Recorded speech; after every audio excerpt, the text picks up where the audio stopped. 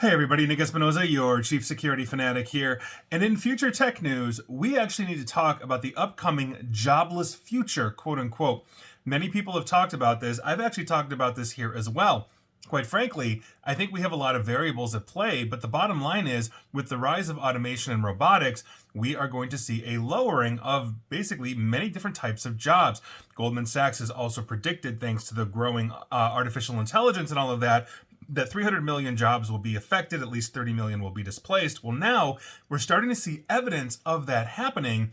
And what we do longitudinally, I think, is super important. Now, what's prompting this one is some recent news that I read in Korean publication ET News about Samsung. That's right, the largest company, I believe, in Korea. Now, Samsung is reportedly planning to make all of its fabrication facilities fully automated within the next 6 years, and they've already begun development of a system, a fabrication sensor that will lead basically to human-free facilities, according to basically this report from ET News. Now, bear with me here because I'm translating through Google Translate on this, and so I thought this was really interesting, but again, bear with me as I'm literally making sense of this article for that. Now, here's what's going on according to ET News. Samsung is basically building an intelligent semiconductor production system that will ultimately not need humans in the production process whatsoever. Samsung says that this will increase productivity, it's going to save them a whole lot of money, and it plans to basically apply this new fabrication sensor technology to real mass production fabrication facilities starting very soon, and within the next 6 years, pretty much have the whole thing automated. Now, the sensor tech, interestingly enough, is so small that Samsung expects to be able to utilize them without actually having existing impacts on equipment space, meaning they're not even going to have to buy more space to increase their automation. They're able to do it pretty much in the same, let's say, square footage or footprint that their current production facilities have.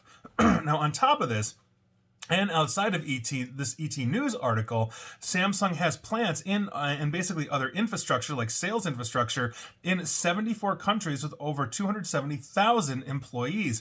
What that means is that this could actually lead to local economic issues in dozens of countries, as potentially tens of thousands of people essentially, or even more, get laid off from Samsung.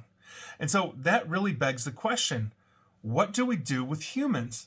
And I think that's an important one. Now, I don't think there's a good answer for this. People have floated universal basic income. I don't necessarily know if that's the right thing, but the bottom line is we're not stopping having babies.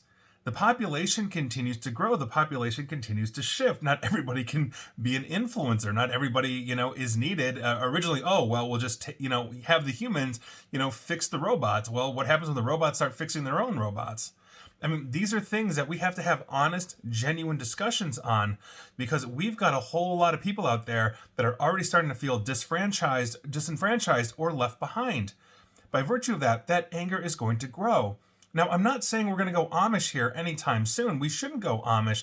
But at the same token, as basically we have these markets shift and adapt to artificial intelligence, we are experiencing basically creative destruction, meaning as we create new systems of automation, new drones, new IoT, new robotics, etc., we are potentially destroying jobs. In the same way that when electricity came around, there were protests by the lamplighters in London because they have to go around and, light the gas lamps. Well, that wasn't needed with electricity anymore. Or the horse and buggy makers when the car came out.